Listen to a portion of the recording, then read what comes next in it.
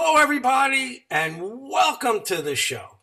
My name is Bruce Starr, and every once in a while, I get an incredible guest who has just done things in their lives that people only dream about. They only wish that they put their lives together in a way that can be as productive and successful and as literally earth-changing for many, many, many people because of good decisions, quality decisions that this person who's going to be my guest has made in his life. And he is an absolute inspiration to everyone who already knows him. And he's going to be an incredible inspiration to those of you who are just hearing about my guest for the first time, other than some headlines in the newspapers. So, without no further ado, my guest today is by far the most successful sports agent in NFL history, which means the world.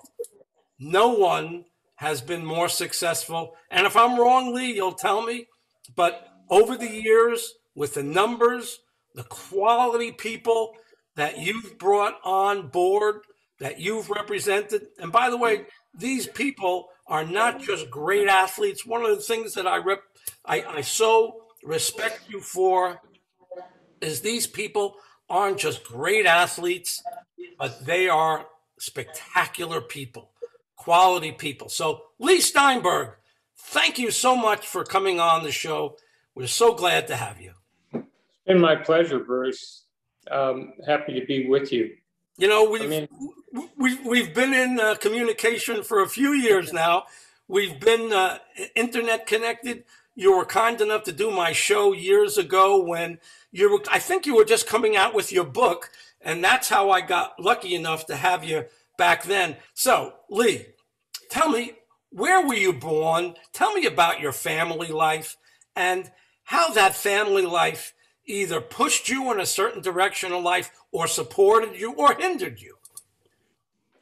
So I was raised in Los Angeles with two brothers, and my father, who was a high school principal and also very active in the Human Relations Commission of Los Angeles, which keeps harmony between different ethnic groups, had two core values he raised us with. Number one, treasure relationships, especially family.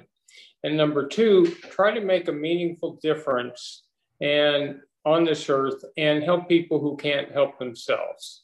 So my brothers and I were hardwired with those principles. We knew that we had to find a way to help other people. My grandfather ran a country club called Hillcrest Country Club. And so I grew up every week on the laps of George Burns and Groucho Marx and George Jessel and Jack Benny. And our younger listeners won't know these people, but they were very famous comedians. And at one point I had a picture taken on Marilyn Monroe's lap. And oh my God. I had an autographed Elvis Presley guitar. Leigh, so, I've got to tell you that, Leigh, my wife's middle name is Georgie because George Jessel was her godfather. So those core values obviously shaped us, which is that it's great to have financial success, but what's really important is, were you a good father? Were you a good son? Were you a good brother? Were you there for people when it wasn't easy to be a friend? Were you there for them in critical situations? And then secondarily, what did you leave of value in terms of making positive changes to other people's lives? So from there, I went up to Berkeley in the late 60s, and I was student body president at the point that Berkeley was the vortex of all student life. It was the change in hairstyles and beards and tie-dye and rock music and anti-Vietnam and the governor of California was Ronald Reagan. And so every time we demonstrated, he would crack down. And I had some really interesting interchanges. I learned everything I needed to learn about negotiating from dealing with then Governor, later President Reagan. And so I was a dorm counselor in an undergrad dormitory working my way through law school. And they moved the freshman football team into the dorm. One of the students was the quarterback on the football team named Steve Bartkowski. And we had other people in that dorm. I had a little bearded fella whose name was Steve, and Steve Wozniak went down and formed up a computer. So it was an interesting time, and there really wasn't any sports agency or sports law then. Teams could just hang up the phone and say, we agents. So Bartkowski asked me to represent him, and there I was, brimming with legal experience, never having practiced before. And I had the first pick in the first round of the NFL draft. Wow. He went to the Atlanta Falcons. So there was a USFL competing against the NFL, and we got the largest rookie contract in NFL history. Sort of the revelatory experience was landing the night before at the Atlanta airport, where the next day we were going to sign the contract. And we get to the airport, and I've been in Berkeley, and there are Klieg lights flashing in the sky like for a movie premiere. A huge crowd is pressed up against the police line, and the first thing we hear is, we interrupt the Johnny Carson show to bring you a special news bulletin. Steve Bartkowski and his attorney have just arrived at the Atlanta airport. We switch you live. Wow. So I looked at him probably the way that Dorothy looked at Toto when the house came down in Munchkinland, and said, I know we're not in Berkeley anymore. And so it was really then, Bruce, that I saw the idol worship and veneration that athletes were held across the country. And I thought, if I would encourage athletes to retrace their roots and go back to the high school community that helped shape them, set up a scholarship fund, work with the Boys and Girls Club or a church, and then at the collegiate level, rebond with those alums by doing something to stay current with the school. So a Troy Aikman is endowed a full scholarship at UCLA, or there in Miami, Edrin James endowed a scholarship at the University of Miami. And then at the pro level, we thought about charitable foundations. And could we find that one problem in an athlete's life that they'd love to make a difference on? And then put a charitable foundation together with the leading business figures, political figures, and community leaders to form a advisory board that will help implement a program. So for work done, former Tampa Bay and Atlanta Falcon running back, it's Homes for the Holidays, where he's put the 175th single mother and their family into the first home they'll ever own. And so it's athletes changing lives. It's Patrick Mahomes, 15 in the Mahomies. It's athletes taking on at-risk kids and diseases and poverty and all sorts of problems. And so here we are 47 years later. Wow. And we're going to discover a lot more in between, because the movie, Jerry MaGuire, way before I knew you or knew who you were or knew anything about you, Jerry MaGuire was probably one of my favorite movies of all time, because I so admired not who that character Tom Cruise played his life, but how he played it. So in that movie, when there's so many incredible parts there, but the part that got me the most was kind of in the beginning, when now I'm understanding who that guy was in the movie that wrote that paper, that wrote that report And that was really you. Tell me about that. So obviously, the philosophy of our firm is the athlete is role model, and it's listening to athletes in a holistic way. So the most important skill, Bruce, I think in life is listening. It's how to draw another human being out, cut below surface responses, and hone into what their real introspective greatest fears and anxieties are and their greatest hopes and dreams. Because if you can create enough silence and good space around another person that you truly understand them, then you can navigate your way through life gracefully. So it's the key to recruiting, it's the key to negotiating, it's the key to every interaction that we have. So it's all about principles and it's all about shared values. So I'll profile players to make sure they're comfortable with the concept that they will be a role model, that they will trigger imitative behavior. And so whatever part of that translated onto the screen, it's the whole subtext and mantra of our practice. So please, before we leave Jerry MaGuire, I know I'd love to hear more about what it was like when those guys were there watching you, looking at you, observing you, probably sitting in your office with you when you were on the phone. Spend some time with me and let me know what that experience was like. So I got a call in 1993 from Cameron Crowe, who was a writer-director, and I had seen the movie adaptation of a book he wrote called Fast Times at Ridgemont High, and I thought it was very funny. And I knew he was into rock criticism and wrote for Rolling Stone. So he asked if he could spend time with me to pick up atmosphere around a movie whose central character would be a sports agent. So he went with me in 1993 to the NFL draft in New York, where I had the first pick, Drew Bledsoe. And then he came up on the flight we took for the initial press conference with Bill Parcells. And he came to the league meetings in Palm Desert, where I was showing off a free agent named Tim McDonald. And I introduced him to owners and general managers and other agents and players. And he sort of was a fly on the wall watching the whole process. And then he came to pro scouting day at USC. And then he came to a series of games with me. And as you inferred, he sat in my office and I told him stories, lots and lots of stories.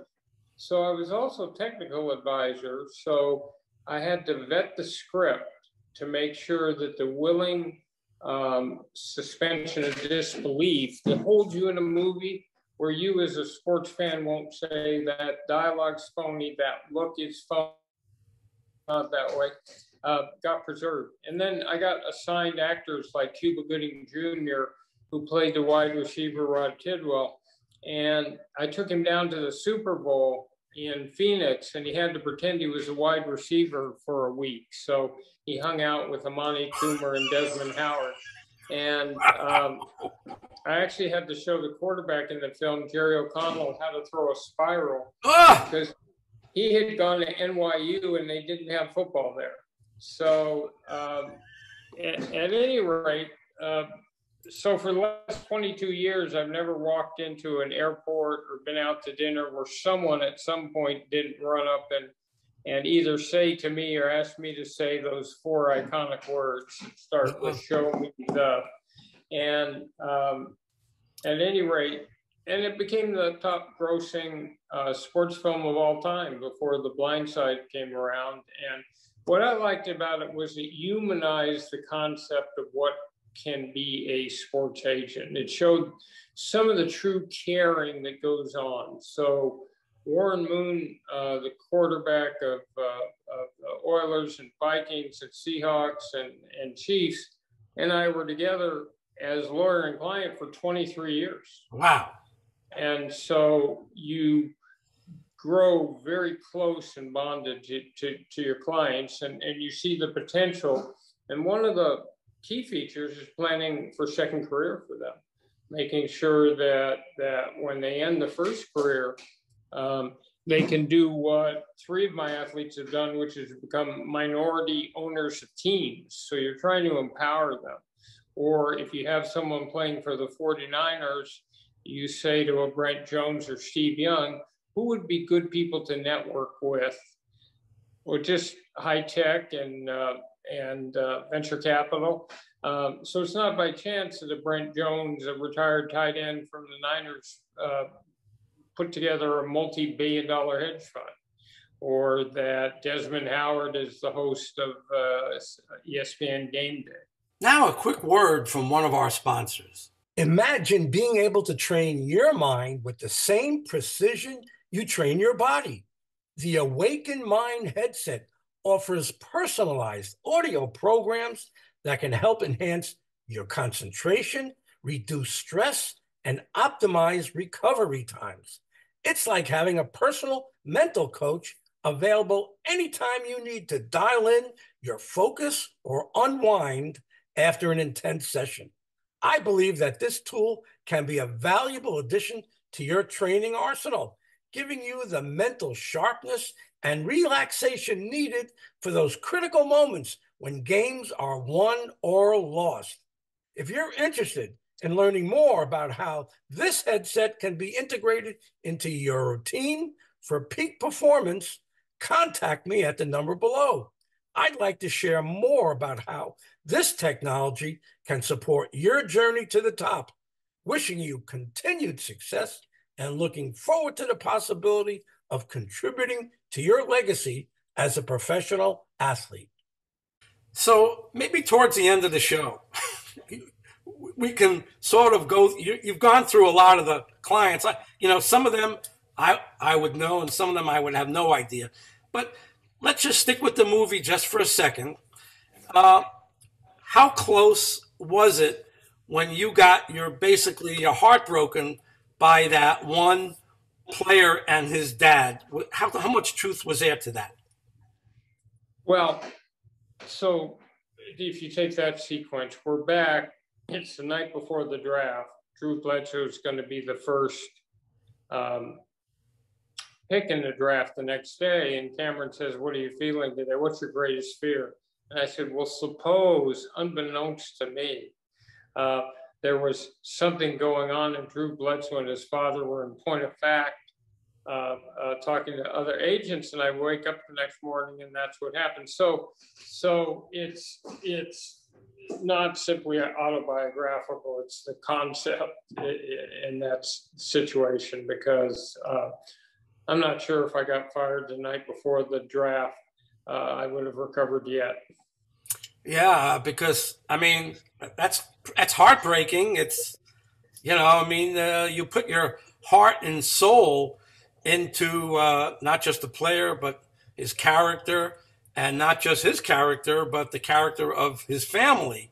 And to be disappointed like that, it can stick a dagger in you if you let it.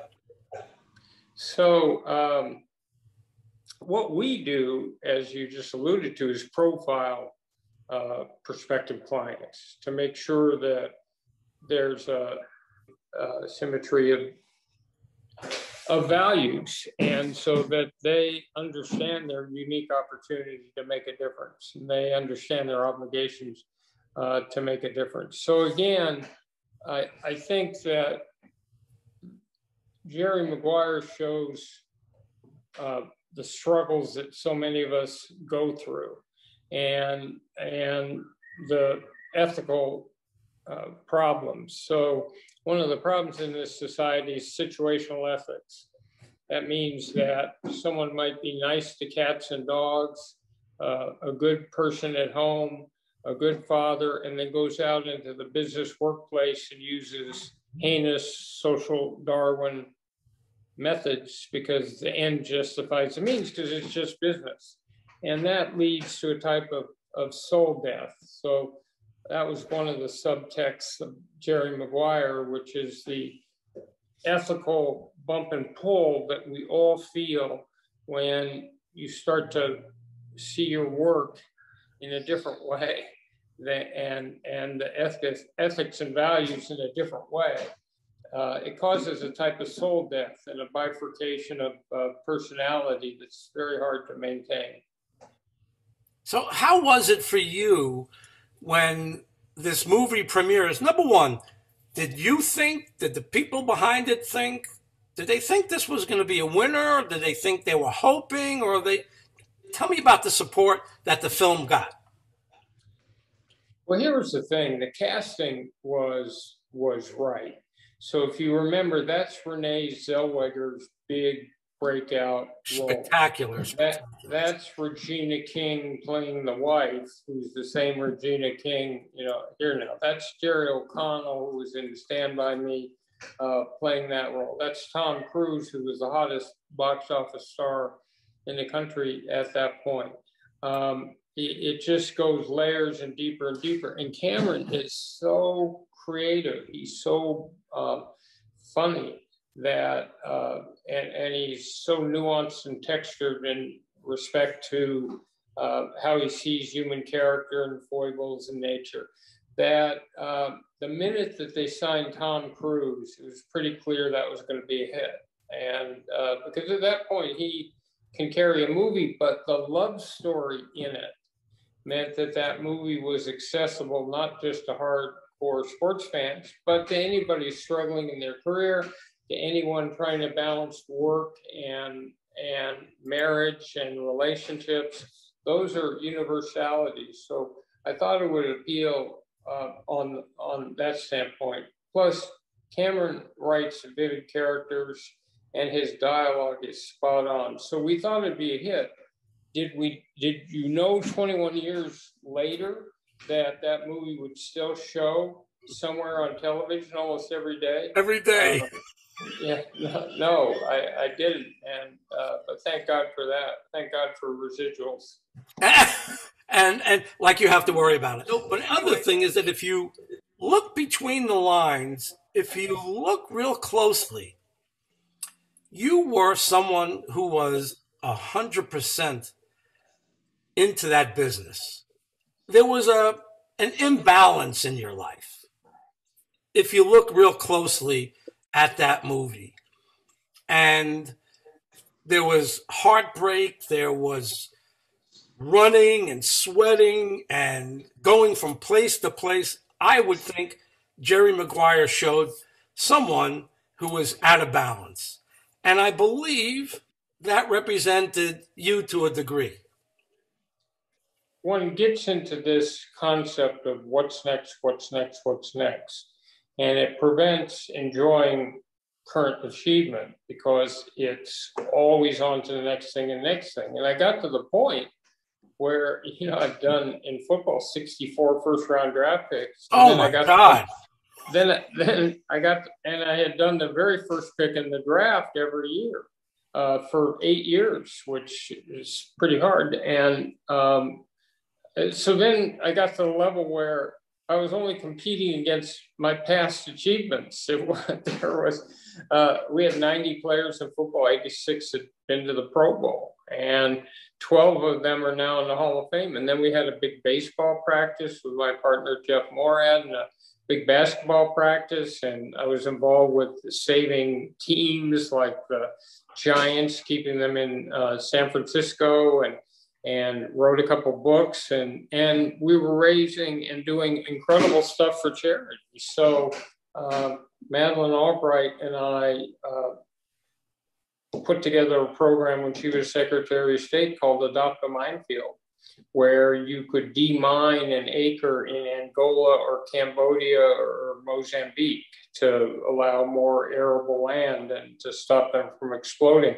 I did an anti-racism program with the Anti-Defamation League called Steinberg Leadership, where we trained thousands of young volunteers, doctors, lawyers, teachers, in the 30 biggest cities across the country, how to spot skinheads and fight hate groups and promote ethnic tolerance. So the one thing I would credit myself for is the fact that I knew when I had my 3 kids that they'd only be that age for a short time. And luckily I'd gotten my business to the point where I could be there for the soccer games. I could be there at night, and I changed my life. I made sure the evenings were for my kids, and I made sure I was there for the big events in their lives. But sure, there was a total imbalance at the beginning because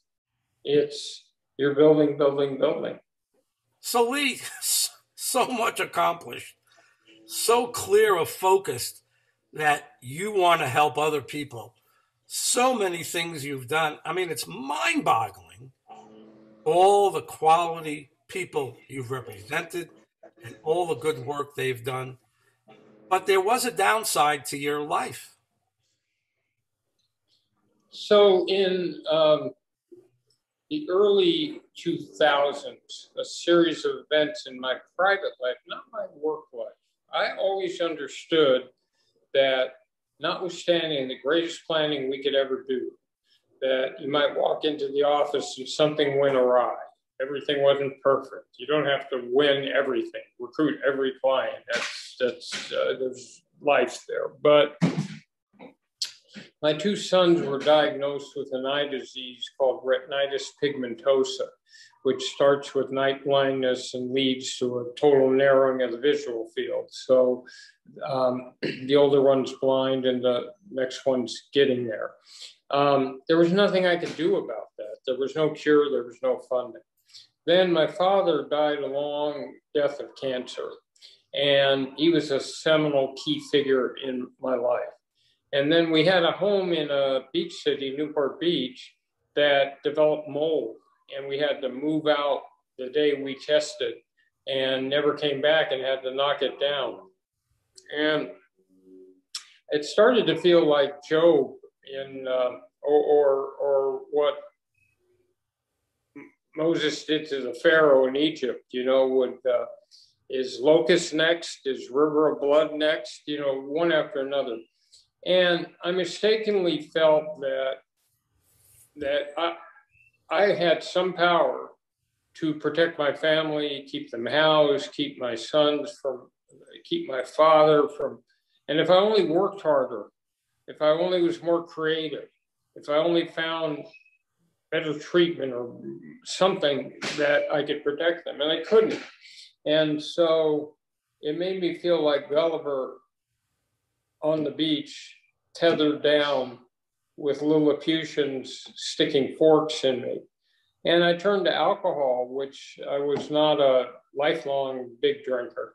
And pretty soon I got to the point where everything flipped in 2007, 8, 9, and I became addicted to alcohol.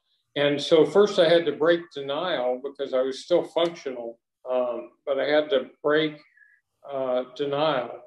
And then surrender to the fact I was an alcoholic, and then seek help and work the 12-step program.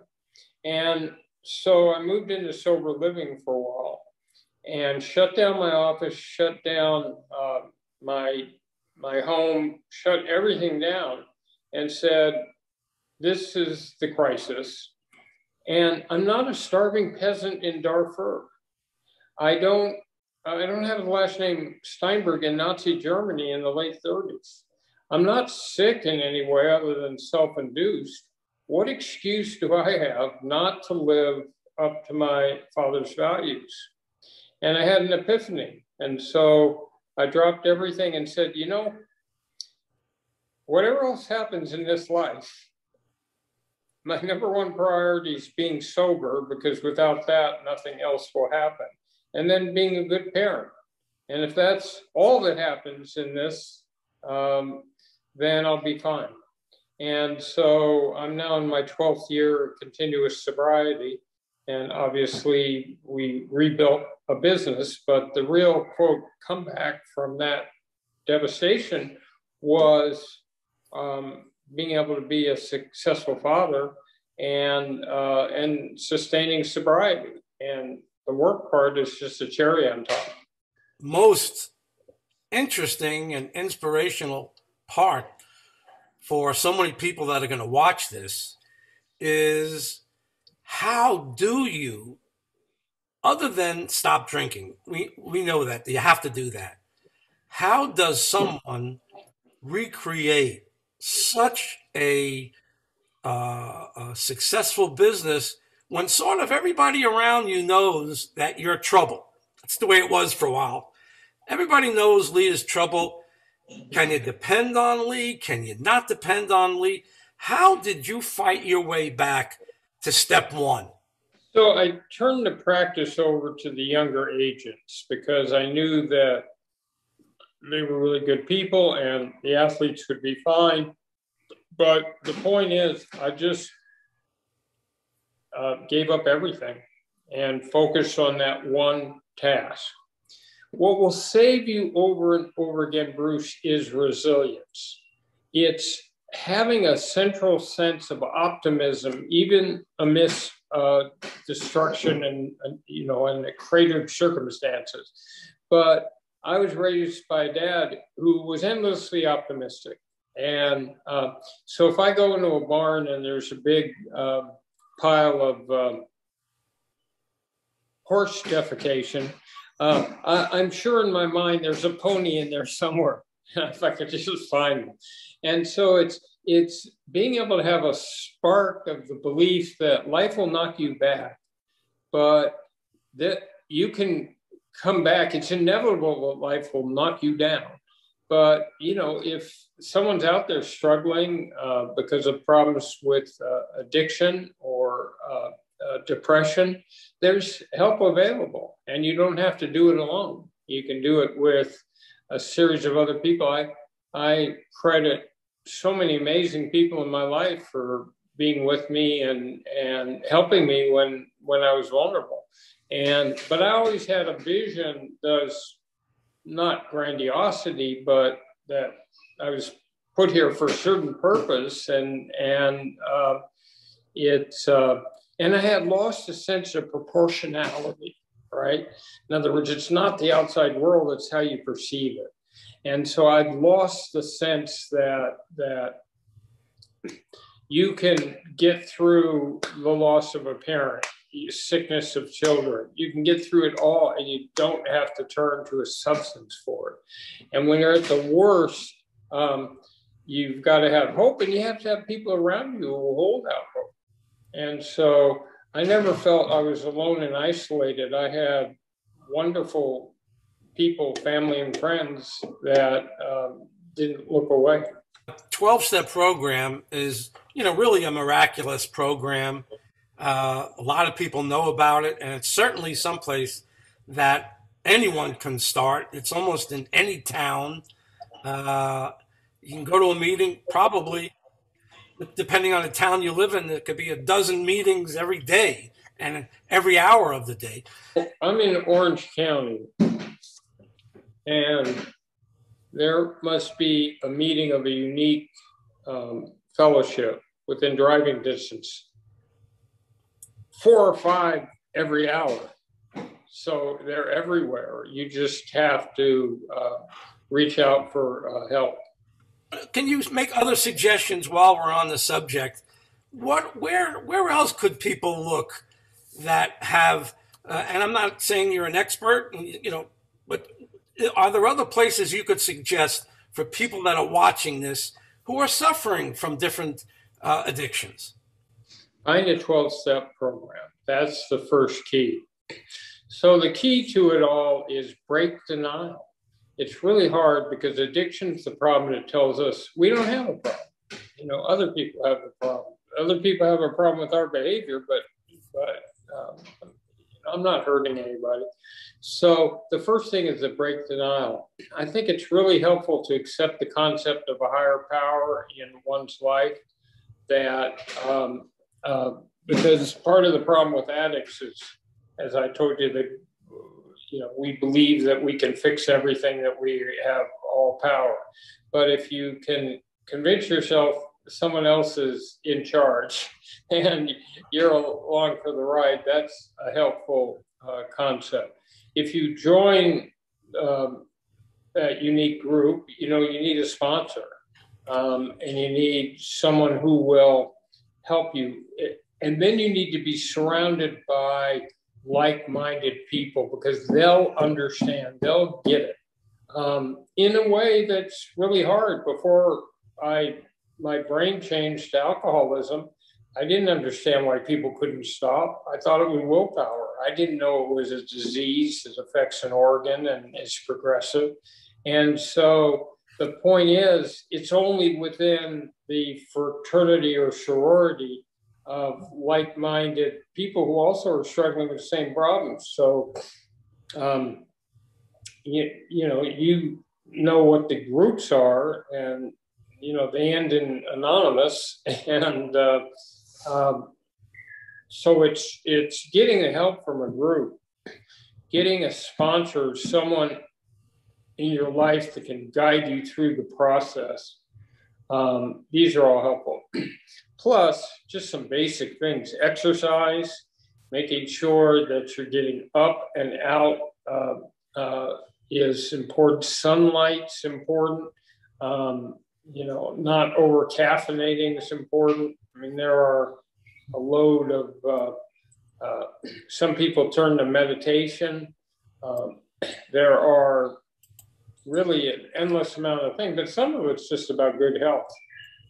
I treated the whole experience like I was going back to school, that I had to relearn everything. And when it starts to work is when you stop intellectualizing the reasons why a 12-step program, why I'm unique, this can't help me, and all the intellectual arguments that this ideology is, flawed, and all the rest of it. At a certain point, if you have a problem and there's an emergency, and they have a proven method of helping you be happier in life, just give it a try. How much resistance did you get? Rejection did you get? It's one thing to have your family behind you. It's one thing to be getting right in your headspace. But the interesting part was, how much resistance did you get from the outside world that you depended on before, fighting back from all that? First of all, I knew I needed to wait. I'm not cured of alcoholism. I'm still a bun in the oven cooking, and I'll be cooking for a lifetime. So all I really say about that is how many years I have or how many days I have, because there's a whole period of time when you're an alcoholic where you, every time there's a crash or relapse, you tell everyone coming out of it, this time's different.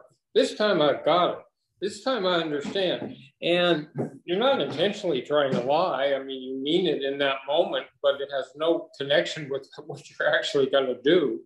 And so this time I thought, I'm not going to say a thing. If I can help people and by being open, I'll do it. But I'm just going to stay in the process and just keep, working away. So part of breaking denial is an understanding that the business of sports representation is hyper competitive. Oh my goodness, you have hundreds of people fighting for every single athlete. So I had to be realistic about the fact that there'd be people who would say, how can you guarantee you'll stay sober? Or you didn't do a great job managing your own money, you're getting a little long in the tooth there, or how do we know that you still have contacts and that you're still relevant? So I wrote an autobiography, and I went back, and ultimately I've spoken on 85 college campuses. So I reintroduced myself to a younger generation that maybe 6 or 7 years has passed since I was actively representing athletes. And they didn't know, history for Gen Z started yesterday, or maybe today, or maybe just this moment. So I understood all of that. So part of it was building back the infrastructure of relationships with owners, general managers, coaches, college coaches, high school coaches. It's that whole, and the great breakthrough came, I had a younger partner who's excellent named Chris Cabot, who was with me in, critical to our success. And, but we signed Paxton Lynch in 2016, who was a first-round quarterback. So that was sort of seen symbolically as, well, I always represented the top quarterbacks, and now we got one again. And then the next year came Mahomes, and the year after that, Tua Tagovailoa and Jerry Jeudy and a bunch of other players. So I don't have a divine right to represent athletes. They have a need, and so they come to me. So you're always doing that, but I knew there would be families and athletes who would still relate to the concepts of role modeling, second career, holistic approach, a long, fruitful lifetime, and so that all came to pass. So appreciate the time you're spending and how generous you are sharing your story, how inspirational it is. And it's going to be to so many people. But, one of the great comeback stories ever was how you came to represent this young Patrick. Tell me about the wind up to that and how that all came about.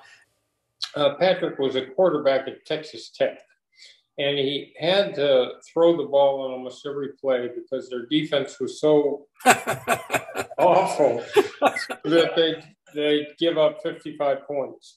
So people underestimated him because they saw him under the pressure to throw, score, and didn't realize how he projected into the pro game. His father was an ex-baseball pitcher, great parents. So the first discussions are always with the parents. And we bonded, I think, right from the start. They knew everything about pro sports. They wanted their son to be a role model. They wanted him to, have a long, fruitful career. So, and then you met Patrick, and grounded, splendid personality, caring for other people, and real determined. And then you saw his freakish skills. So he wasn't so highly regarded at the start, but by the end, he ends up being the 10th pick in the first round, and he goes to the Kansas City Chiefs, which is a marriage made in heaven with their great ownership and front office and Andy Reid as a coach. And I knew he would eventually be an outstanding quarterback, but you couldn't think that in his first full year of starting, he'd be MVP of the league. And the next year win the Super Bowl. So this has all happened in 4 seasons, and one of which he didn't play in. So he's one of those athletes that comes along every so often. I think by the end of his career, if it continues, he'll be seen as a Michael Jordan, as a LeBron James, as a Tiger Woods type, because he still works hard. He's got a sensational work ethic, and he's still hungry, and he'll be that way. And plus, he's a great leader and a teammate. What you look for, Bruce, in a franchise quarterback, and it's what I've specialized in, is obviously they need all the requisite skills, but 30% of games are blowouts, but most of them come down to the last quarter and increasingly to the last drive. There's like very balanced. So what happens when that critical player is faced with adversity? So Mahomes is throwing a couple interceptions, the crowd's starting to boo, the center's looking at him like he's on hallucinogens, the game's getting out of hand, they're way behind. Now what do you do? And it's the same quality all of us need. Can you compartmentalize, adopt a quiet mind, tune out the past and any extraneous detail or input, and elevate your level of play and take a team to and through victory in those critical moments? And that ability to perform in adversity, but to tune out every negative thought, to tune out every stimulus that's not going to help you, and to just get into the zone and achieve, that really is critical. Now, a quick word from one of our sponsors. Imagine being able to train your mind with the same precision you train your body. The Awaken Mind headset offers personalized audio programs that can help enhance your concentration, reduce stress, and optimize recovery times.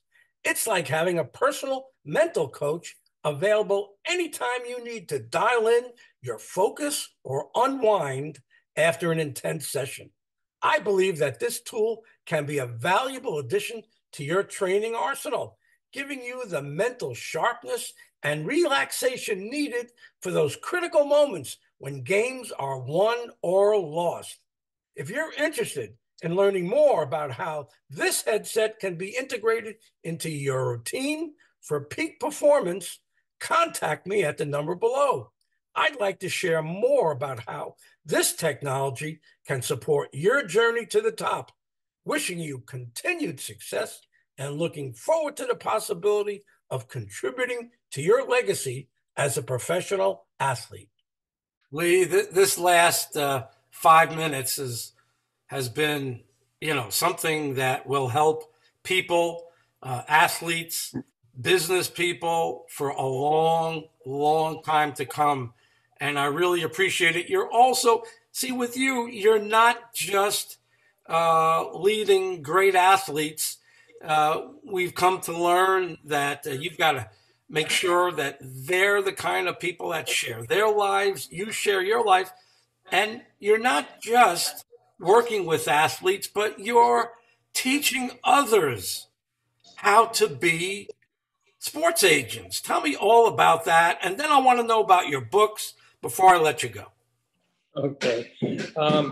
So my thought process, along with Chris Cabot, was how do we bring along the next generation of sports professionals? There's a huge interest on college campuses, business school, law school, and even people thinking about second career, to have a career either in the front office with a team, a league, a conference, an athletic department, to work in marketing or PR or broadcast or every type of journalism or branding or facilities management. And so I thought, one goes to law school, business school, and they teach you the principles of the law. But when I graduated from law school, I didn't know how to run an office, do very much. So we have attacked it from two concepts. One is the Agent Academy that we've done probably 25 times. And there we get young people up and they have to recruit an actual athlete. Wow. They have to do the pitch. And they've done Patrick Mahomes and Ronald Jones at Tampa Bay and Jayon Brown at Tennessee. They've done a whole slew of players and their families. So they've got to make the pitch. And then we get them doing a negotiation problem. Half of them play general managers, half play agents, and they negotiate. Wow.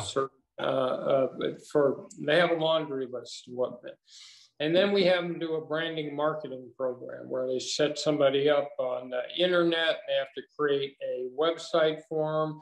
And then they have to figure out how they're going to accrue Twitter followers and Instagram and not that you and I know anything about TikTok, but all social media presence, and then how you market that. And then they do a charitable foundation and they have to learn how to set that up. And then they do damage control. Now their client has gotten in trouble. Now what do you do? Wow. So it's all that training. So that's one set. The sports career conferences are, they have an hour on media, an hour on front office job, an hour on every permutation. So there's a vast field. But the point is, can we create the next generation that with sports we can tackle bullying, sex trafficking, domestic violence? Lennox Lewis doing a PSA, a public service announcement that says real men don't hit women. Do they understand that we can tackle the environment? We can tackle all these through the imitative power of role modeling. And we want their careers to be special, where it's meant something unique that they were there. And we don't want them bifurcating their value system where they think, you know, to succeed, you have to turn into some monster. Give me the website where people can track this, learn more about it, and see how they can attend. SteinbergSports.com. And you'll see all of our educational programs there. And, you know, I've got 8 interns this summer. So it's all about mentoring the next generation, and having a vision of how we all, in our own way, in our own time, it can be good parenting. It can be making a difference in so many different ways, but we all have this opportunity and rewarding role to play in our own time, in our own way. And the books, a couple of books that you're most proud of, and I'll flash it afterwards. Let's see. Some years ago, I wrote Winning with Integrity, How to Get What You Want Without Losing Your Soul. And it's the 12 steps of negotiating. So most people get anxious about the concept of negotiating, and they either, if they're negotiating with their, and we all negotiate, right? We husbands negotiate with wives as to who's doing the domestic chores, where they're going on vacation, where they're going out to dinner that night. Parents negotiate with kids on curfew and all the rest of it. Everybody has a job. They may have to negotiate with their boss. We buy cars. We buy all sorts of things. So it's a primer that shows you how to do win-win negotiating. Again, to put yourself in the other person's heart and mind. Then I wrote The Agent, which is sort of an autobiography set against the backdrop of these of a lifetime. And I continue to write. I'm working on a project right now, which should be a continuation of where The Agent leaves off. And I'm still in early recovery, and I haven't had this last 7-8 years. And so it'll pick that up. Plus, I do a thing on Facebook called Wednesday Wisdom, and they're just little life advice. And so we'll integrate that too. It's just, we have so much as people to share, so many commonalities, and we begin to believe that we're the only person suffering from that thought or that disappointment. And in reality, it's just one big mass of humanity. And we're social creatures, so we need the bonding and support of other people. But we wear masks all the time and never speak to what really is bothering us. And I don't do that anymore. That's so wonderful to hear. You know, about a week or 10 days ago, I had on perhaps the most powerful, successful personal manager to the stars, movie producer, movie mogul, Larry Thompson, who told an incredibly inspirational story. And now to have on the most successful, powerful, and inspiring professional agent, football agent, it's such an honor for me, but I feel so grateful and so honored that I can share the inspirational stories about succeeding in a very tough world. And you've been just terrific, Leigh. I just can't thank you enough for coming on the show. Thank you, Bruce. It was a pleasure to be with you, and you do a great show. Well, again, thanks. Thank you, everybody. I hope you'll send this video around to as many people as possible so they could learn about incredible and inspirational lifetimes, work. It's just a lot of great stuff. Leigh Steinberg, my name is Bruce Starr. Thank you for watching. Bye-bye, everybody. Till next time.